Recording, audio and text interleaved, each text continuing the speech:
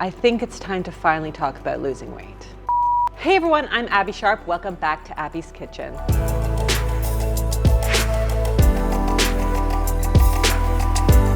Today's video is sponsored by Built Bar, and we will be finally touching on a topic that you ask me about a lot, and that is sustainable weight loss.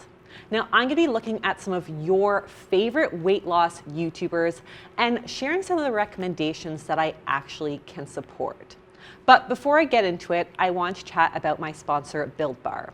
Now, I have to be totally honest, I usually really don't like protein bars. Not because I think that there's anything inherently wrong with them nutritionally. I actually think that they're a really good option for kind of like sneaking in protein on those really crazy busy days. But I usually think they kind of taste like chalk. And honestly, I would way rather eat a bowl of plain egg whites or chicken breasts for protein rather than flavored chalk. So when they sent me these bars, I totally told my agent that I fully expected to hate them.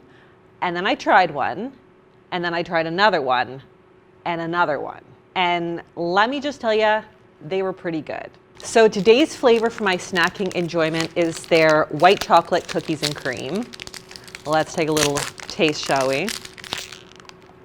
So yummy. I wouldn't care if these were like straight up chocolate bars. I would still be here talking about them because they taste like the love child between a marshmallow and a nougat bar. Also, I have to laugh at the zero guilt label on the package. Unless you stole it, all food is zero guilt in my opinion. Nutrition-wise, each bar has 17 grams of protein, so they are ideal if you want to add it to a snack or to a meal to like bump up the satiety factor. And since they are lower in sugar, if I were to have this as like a post-workout snack, I would always pair it with some fruit or like a piece of toast to balance the protein with carbs and the natural sugars. I also should flag that they are sweetened with erythritol, and I know that some people are sensitive to FODMAPs like sugar alcohols, but it's actually one of the best tolerated sugar alcohols because it's largely resistant to bacterial fermentation. But I'm also not one to limit actual sugar either, so I'm easy on that front in general. But I know that everyone has their own goals and preferences,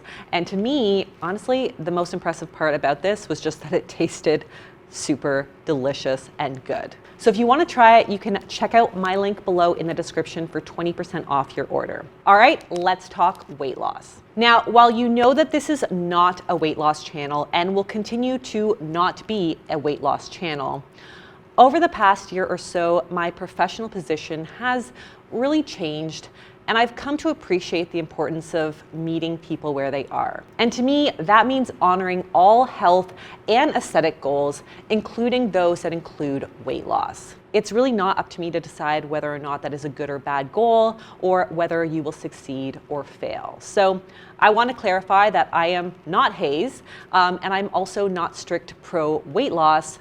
I'm all about living in the gray, and I'm willing to help people meet their goals the healthiest, most sustainable way possible. Now, as you have seen on my channel, I am a big proponent of intuitive eating. And intuitive eating, as it was originally conceptualized by its authors in its entirety, with the 10 guiding principles that we talk about, is an amazing, freeing place to get to. But I don't think that it's realistic for everyone to achieve complete food freedom. And I also think that we can gain a lot from even incorporating one or two or more of the principles into our lives. Having said that, while intuitive eating is not a diet and does not explicitly prescribe weight loss advice, I also don't think that there's anything wrong with the desire to lose weight. In fact, diet culture is so pervasive in our aesthetic-driven, Instagrammable world that I think it's really hard not to have those desires. Obviously, in an ideal world, those with weight loss goals should be working with a registered dietitian to find a sustainable and healthy diet pattern that works for them. But I get that accessing that support isn't always so easy, hence the popularity of weight loss YouTubers and influencers. But if you've watched any of my review videos, you know that there is a ton of misinformation out there, a lot of which can be really dangerous in the wrong hands. Now, I also want to preface this by saying that if you're trying to lose weight following any of the advice you find online and it's not working, you are not broken. You are not doing it wrong. Nothing about weight loss is simple or straightforward because our bodies are actually designed to fight it and will do so to variable degrees between people or at different stages in your life. So what worked in your 20s probably won't work so well in your 40s. But that doesn't mean that long-term weight loss is impossible. The key to me is that it must be a way of living that you can sustain and ultimately enjoy for life. Not a cleanse, not a detox, not an over-the-top restrictive set of rules. We have got to bring it back to basics, as unsexy as that is. Also, before we start, check out the disclaimers on the screen, including an obvious, huge trigger warning. This is not, and I repeat, not a video for those struggling with disordered eating. Remember, we cannot directly control how our body loses weight. We can only control our behaviors. Now, I also want to add that I don't necessarily agree with everything that these influencers suggest on their entire channel when it comes to weight loss or health advice. And I also don't always agree with their delivery or tone or communication style. Finally, don't forget to subscribe to this channel and ring that little bell so that you never miss out on a future video. All right, folks, let's kick this video off with a familiar face here on Abbey's Kitchen, John from Obese to Beast. So John's message is largely rooted in moderation as opposed to complete deprivation, with an emphasis put on improving health. So let's take a look at one of his suggestions. The first tip I actually have is to eat more calories. And I know that might sound like, well, I'm trying to lose weight, why do I eat more calories? Something I noticed is that a lot of people, they are cutting their calories way too drastically. If you're a 300-pound person and you're eating 1,000 calories, yes, you are going to be losing weight, but obviously you're going to be very hungry because you can be eating a lot more calories. I 100% agree. Not only are major caloric deficits subject to cause metabolic adaptation, which I discussed in my video right here, but also risks you falling into an overeating episode or an actual binge. It's actually really easy to undo a caloric deficit from one epic cheat meal a week, so that's something to keep in mind if you keep finding yourself restricting so aggressively that you can't help but overeat. Now, John also talks about eating enough fat, protein, and fiber every meal, which frequent viewers of my channel may recognize as the hunger-crushing combination. So I appreciate this advice not only because each of these compounds help to increase the satiety factor of food, but also because John is focusing on what we can add to our diet rather than always thinking about what we need to just take away. And I find that this little shift in mentality can really help keep us out of that scarcity mentality, which is a really typical predictor of a binge. Now, while I typically don't agree with complete avoidance of any kind of food, I do think that there is some merit to John's next piece of advice around drinking your calories. Let's take a look. Is to stop drinking your calories. Now, this goes obviously for sodas and sugary juices and smoothies. All of that stuff is adding calories that are not going to make you feel full. Okay, so I don't think that we need to never have a drink with calories if you enjoy a glass of wine or a smoothie or fresh juice, but there definitely is some value from an evidence-based gentle nutrition standpoint to his suggestions. Obviously, we know that soda pop isn't a nutrient-dense choice, but even when we think about something like fruit juice, which does contain a lot of micronutrients, it would be a lot more satiating and probably also more emotionally satisfying to eat like 4 whole oranges rather than drink a glass of OJ. Same with a smoothie, which, while more satiating than juice because you're getting more fiber intact, may not be the equivalent experience of eating a banana and peanut butter and yogurt and milk and spinach in a bowl. In fact, one study comparing the satiety effects of consuming fruit smoothies versus their fresh fruit equivalents found that a fruit salad was substantially more filling than its equivalent drink. So if you're trying to focus on the satiety factor of the foods that you choose, go for foods that you chew. Now, finally, another one of my favorite pieces of advice from John is to slow down your eating pace. Let's take a look.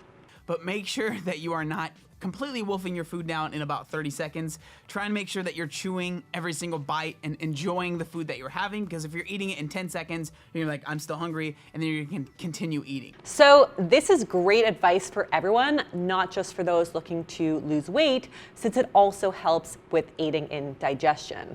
And as a busy mama, I myself really need to take note. But we do know that it takes about 20 minutes for our stomach to communicate satiety to our brain. And most of us today eat so fast that we never really acknowledge those cues until it's too late.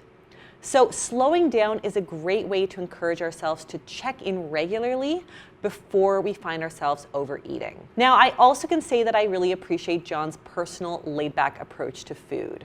We often see him eating typically demonized foods like white bread, but he also doesn't cut out full food groups, and he eats the foods that he enjoys that fit generally within what he has already established as his caloric and macro needs. And while he's mindful of his caloric intake, he has also said often that he will eat more on days if he does feel hungry. So all of these level-headed tactics to maintain his significant weight loss get a big yes from me. Okay, so moving on, let's talk about some suggestions from weight loss YouTuber Jordan Shrinks. Now, in her video, Top 5 Best Foods for Weight Loss and Healthy Food Swaps, Jordan talks about a variety of her favorite high-volume, nutrient-dense foods like fruits, veggies, popcorn, potatoes, and oatmeal, all of which help provide satiety for fewer calories. Now, while I think this volume eating advice can be taken to an extreme and become super problematic, as we have seen in some of my reviews, like Dr. Dre, for example, when I look at Jordan's What I Eat in a Days, it suggests that she's eating normal portions of these high volume foods and then balancing them with lots of healthy fats and protein. I also see that Jordan incorporates a lot of non-low-cal foods like peanut butter toast, chickpea pasta, chicken skewers, and protein bars, suggesting that you still need calories and substance in your diet to complement some of those higher volume, lower calorie fruits and veg. I mean, one just cannot subsist on lettuce alone.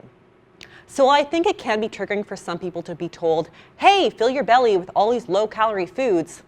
At its core, we're really just talking about eating more fiber-rich, water-rich foods, and generally that means fruits and veggies.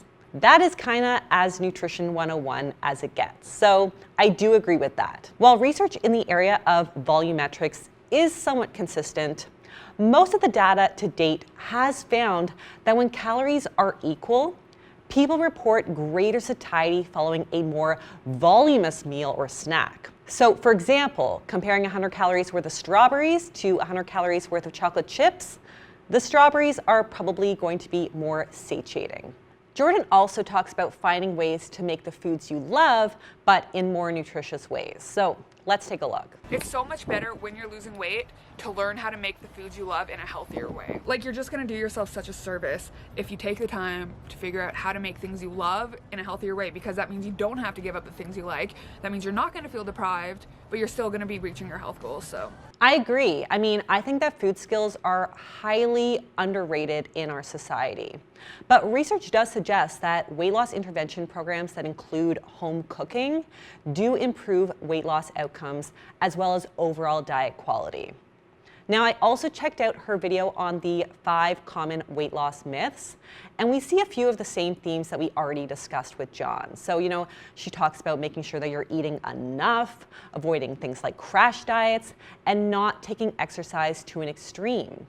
And then she also busts some common myths that I often discuss on my channel here. So let's take a look. And that is that carbs make you gain weight. So one of the main reasons why people assume or think that carbs make you gain weight is one, they've been told that by the diet industry, so I don't blame anyone. But two is, after consuming carbs, you are likely to see an increase on the scale. What's important to remember about this is that that increase on the scale is not an increase in fat, it's an increase of water. Yes to diet culture and yes to water weight.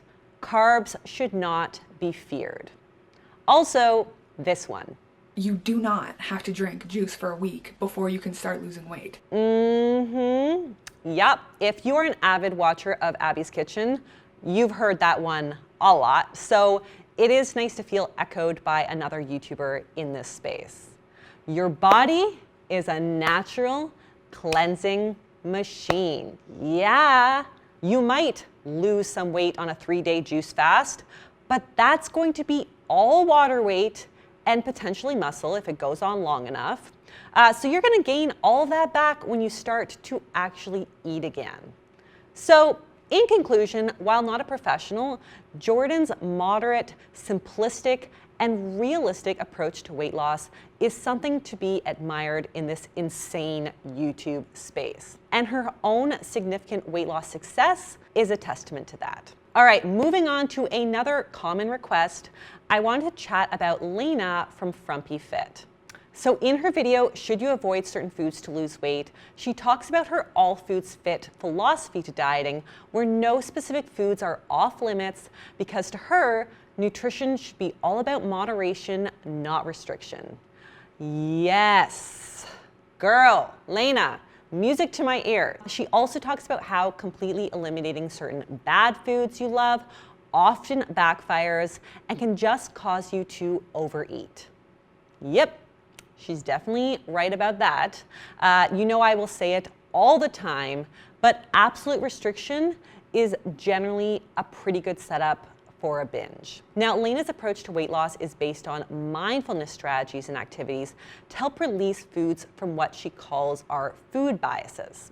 Let's take a look. Reevaluate your food biases. A huge reason that people tend to overeat certain foods is that it's a result of restriction. And the reason we restrict certain foods is because we label them as bad, like we're not supposed to be eating them. They're forbidden. And then by making them off limits, it makes us want them more, and then we end up binging. You've probably experienced it in your own life and your own diet, and as a fitness professional, I see this happen all the time. Massive restriction leads to binging almost always. Yep, you know I always talk about how dichotomizing food as good or bad or painting foods with a moral lens often sets us up to obsess and overeat the alleged junk. I mean, I know that all foods are obviously not nutritionally equal, but if we make them morally equal, we're much more likely to be able to eat in response to physical rather than just our emotional needs. Now, in her video, The Best Diet for Weight Loss in 2020, she explains the concept of flexible dieting. So basically, this is the idea that you can calculate your caloric needs and eat within those guidelines. Now, I want to flag that I'm not a fan of strict calorie counting for everyone, partially because I think it's a flawed science where, one, online calculators really can't do your unique metabolic needs justice, and two, food manufacturers can also be legally off by 20% on their calorie counts. What I do like about this idea of flexible dieting is that it discourages cutting out whole foods or food groups, and it doesn't encourage any other bogus, non-evidence-based rules and restrictions. So for example, here's what Lena suggests are her guidelines for flexible dieting that I can definitely get behind. What I tell my clients is to eat a minimum of 3 to 4 servings of veggies per day, 2 to 3 servings of fruit per day, and also to make sure that they're drinking enough water and they're eating enough fiber. Yes, weight loss or not, all of these suggestions are great evidence-based gentle nutrition recommendations and do not seem punishing at all. So even if you don't want to track calories and just want to focus on some of these strategies right here, you will absolutely see benefits to your health. And as for weight loss, obviously if you decide to add 3 servings of fruit or veg to your diet and change nothing else, it's not going to help you lose weight. But this is where that intuition piece comes in.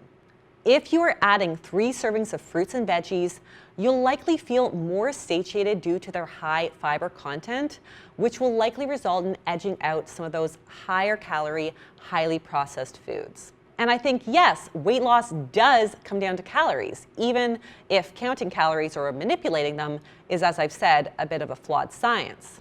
And if you want to better understand the nuances of calories and why it's not quite as simple as just eat less, you can watch my video on metabolic damage here. But I like that her unique approach to flexible dieting is also grounded in some of the principles of intuitive eating. Let's take a look. One of the huge reasons why I think flexible dieting is the best diet for weight loss is because there's an end. In my opinion, there's an end goal. One of the main reasons that I think flexible dieting is so great is that it teaches you so much about food. When you do flexible dieting for an extended period of time, you gain this really deep understanding of how food plays a role in your life. You learn about how certain foods make you feel. You learn about how much of a certain food you really need to eat to feel satisfied or to get the fuel in that you need for that day or your workout or whatever it is. Because when you're tracking your food, you're paying attention to it. And the appeal with a lot of other diets is that you don't really have to pay attention to that stuff. You just know what you can and can't eat and you go for it. But I think you're doing yourself a disservice by not learning about the food that you're eating. I don't disagree. I mean, one of my professional criticisms of flexible dieting is that people sometimes use it to justify eating a lot of kind of low nutrition foods with the argument that it's okay because it fits their macros. That's not untrue from an energy balance standpoint. But as Lena often points out, doing this won't actually make you feel very good. And the goal of healthful eating should be to feel healthy and satisfied and sustain these behaviors long term.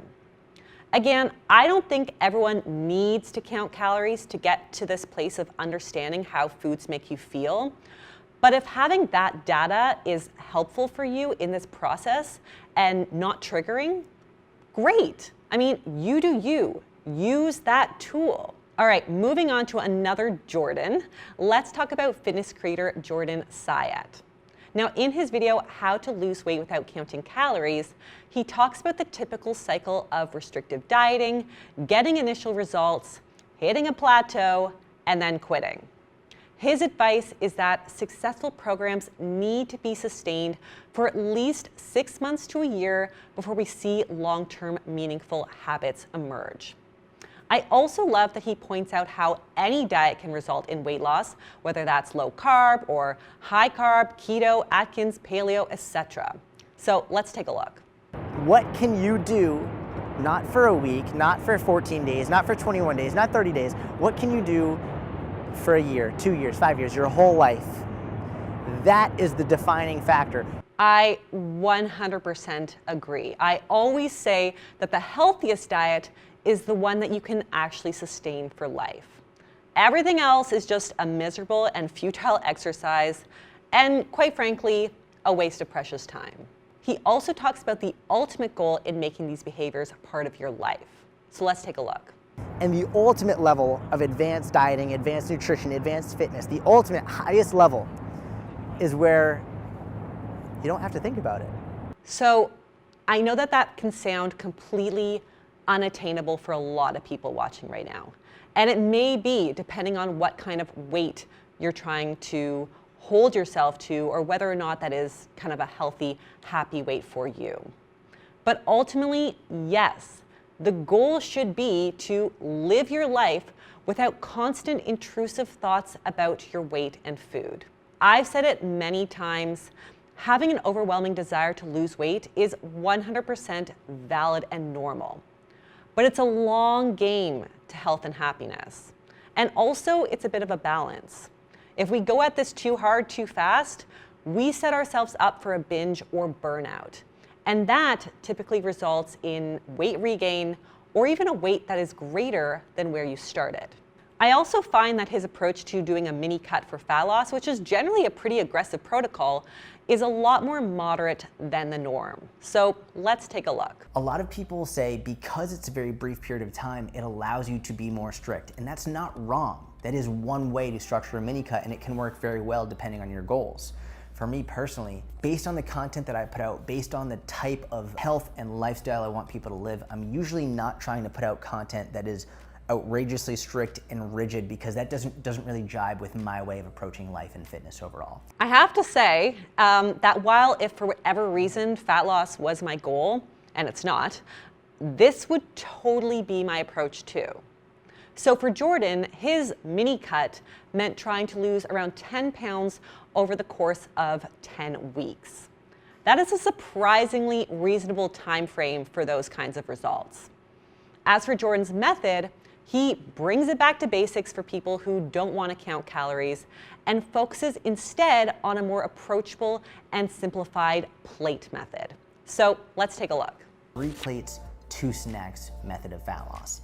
This is my go-to method of fat loss that I use if someone does not want to count their calories, because it's a very simple way of moderating your overall portion control. Okay, so this is not unlike the gentle nutrition tips that I give in all of my videos that you see me review, where I'm talking about building generally balanced plates. Jordan's recommending that each plate contain some satiating protein and high fiber veg, and to build snacks about the size of your palm. So for example, an apple or a cup of Greek yogurt. He also leaves room for fun foods that he loves like peanut M&Ms, but again, he's sticking to his general rule of thumb of snacks being the size of his palm. I think that this is a totally reasonable approach to eating that allows space for your favorite foods while not letting them edge out more nutrient-dense snacks and meals.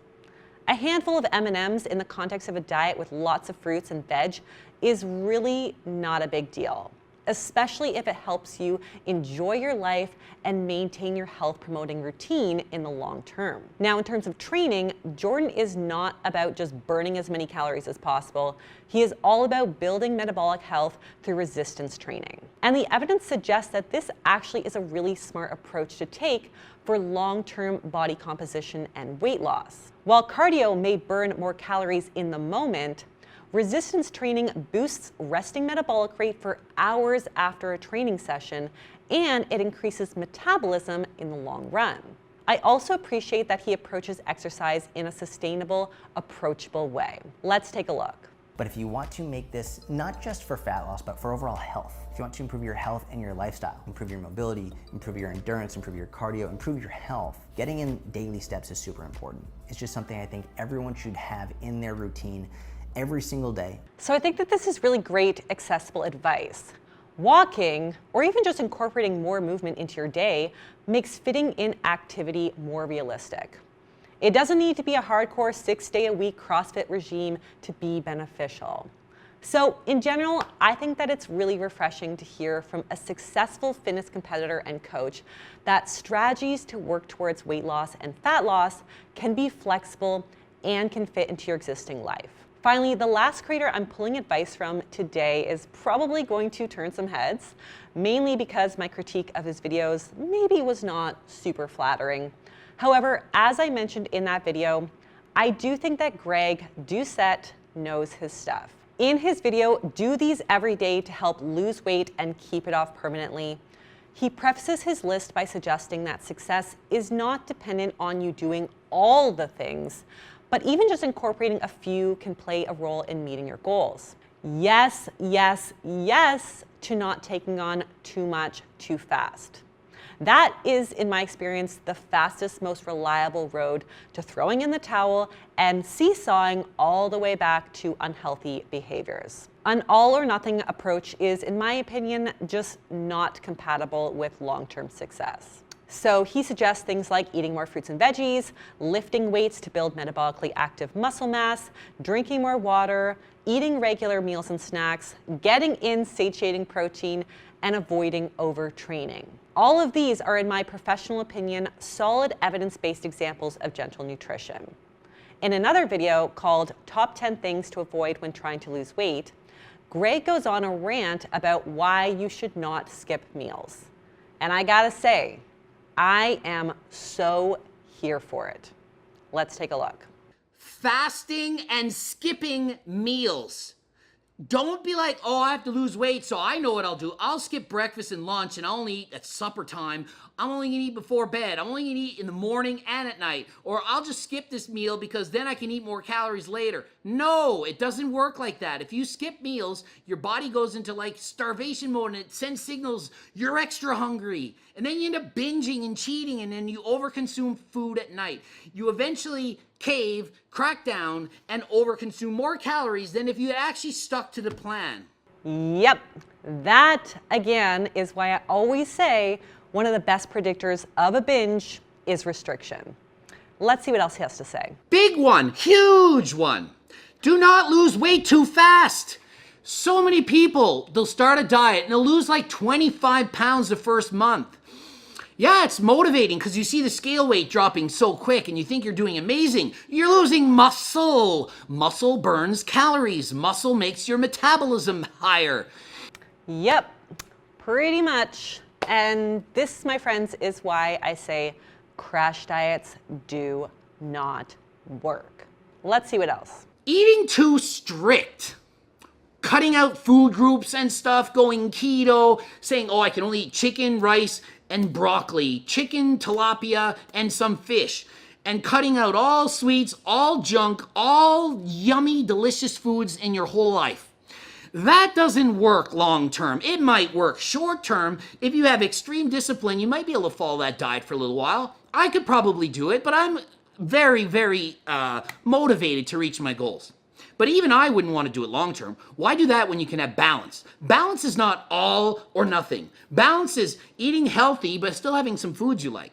Okay, so I want to preface this by saying Greg and I may have different ideas about what constitutes fun foods and balance. So while egg white French toast and anabolic ice cream and popcorn may be fun for Greg, for others, they may just be kind of like healthified versions of junk food. Still tasty and fun, but potentially not a full replacement for moderate portions of the real deal. What I do 100% agree with is the sentiment that if you are bored as eating the same bland chicken and sweet potato meal prep dinner, you are not going to keep it up. Again, Greg obviously loves popcorn and his anabolic ice cream and things like that. So if having these foods in his diet every day makes it sustainable and enjoyable for him to still meet his nutritional goals, amazing. But I also want to clarify that getting out of that all or nothing mentality can also take the form of the flexible and varied approach that other YouTubers were suggesting. You know, different people will respond to different levels of flexibility and routine. That is totally a personal thing. I think the take-home message here is that you don't have to take on a punishing regime that has you avoiding all the foods that you enjoy in favor of foods that you kind of hate. Obviously, there are some things that Greg suggests that I don't necessarily side with, and sometimes the things that he does himself are different than what he suggests others do. But I do get why that is, since he himself says that he's got very specific fitness goals and he's a lot more disciplined and motivated than he acknowledges most people to be. Very true. So of course, a big reminder that even when an influencer knows what they're talking about, Greg or myself included, what they do themselves may not be beneficial to you in your health journey. So folks, to sum it up, you are probably seeing some general trends in the information that I've chosen to highlight in this super top level summary here. So to recap, here are my thoughts. It's my opinion that you will not sustain any weight loss diet or lifestyle that encourages severe physical restriction, a feeling of emotional scarcity or deprivation, demonizing foods or food groups, or barriers for you to enjoy your damn life. Sure, you might lose some weight, but you will gain it right back when you drop that restrictive diet and start eating normally again. And actually, we know that this weight cycling pattern is arguably more dangerous from a metabolic perspective than just never losing the weight in the first place. So in order to have a shot at changing your behaviors and your eating patterns in the long run with the potential outcome of weight loss, we really need to bring it back to basics. So that means, number one, adding more fruits and veggies to your diet. Fruits and veggies are rich in satiating fiber, energizing carbs, and are naturally lower in calories. This does not, however, mean subsisting off of fruit and veggies alone to reach your weight loss goals to the point where it's displacing other healthy foods. And that brings me to my next point, number two, eating adequate sources of lean protein and healthy fats, both of which are important for satiety and overall nutrition, and the former for maintaining metabolically active muscle mass. Number 3, including movement in your day that's enjoyable and sustainable, including some resistance training, which will help to build muscle mass and support your metabolism. It does not need to be an extreme gym session to count, but try to be as active as you can without encroaching on other enjoyable parts of your life. So as a general rule of thumb, anywhere between 30 to 60 minutes of movement a day, doing something that makes you feel good can have both physical and mental benefits. Number 4, avoiding extreme behaviors like completely restricting foods or food groups that you love, eating too little, exercising too much, skipping meals when you're hungry, etc. Remember that both physical deprivation and emotional scarcity can both set you up for a binge. Number 5, think moderate deficit, not denial. On a very primitive mathematical level, yes, losing weight requires that you burn more calories than you consume, period. Is it that simple? No, not at all, because there are a lot of compensatory mechanisms at play that can make this A minus B equation not always perfectly equal C. However, whether you choose to count calories, manage portion sizes, or aim to eat more lower calorie, higher fiber, voluminous fruits and veggies to kind of edge out some of those higher calorie snacks, find a way to make small changes to your overall intake without triggering a sense of deprivation. Once we cross that line with extreme cleanses or fasts or cutting out whole food groups that we love, the trust is broken and the diet generally fails. Ultimately, you want to make the diet fit the person, not fit the person to the diet. So be gentle with yourself, honor your needs, and make it work for you in a way that is sustainable and doesn't make you feel deprived. And finally, consider the holistic picture.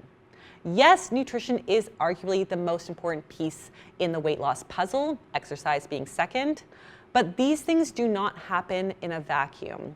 And when I worked clinically, we used to always say that it is never just about the food. There are so many other external factors that are at play that can influence our ability to reach our weight loss goals, whether that's genetics, food security, income, our physical environment, stress, anxiety, etc. So focus on the things that you can control with the resources that you do have, and also make sure to take care of the things that go beyond just physical activity and nutrition. So things like taking care of your emotional health, getting enough sleep, managing stress, and addressing emotional eating triggers. Unfortunately, there is nothing sensationalized or sexy about this.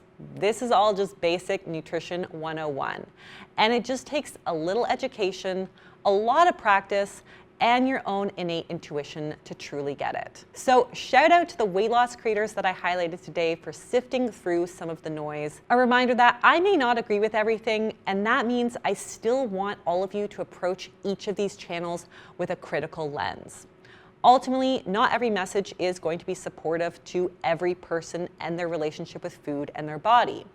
But my goal here was to highlight through other YouTubers what I perceive to be the most likely information to inspire long-term change. So that is all today. Thanks again to Built Bar for sponsoring this video. Let me know in the comments if you liked it and you want to see more videos like this. If you did, of course, subscribe to the channel, give it the thumbs up, and I will see you next time on Abby's Kitchen. Bye!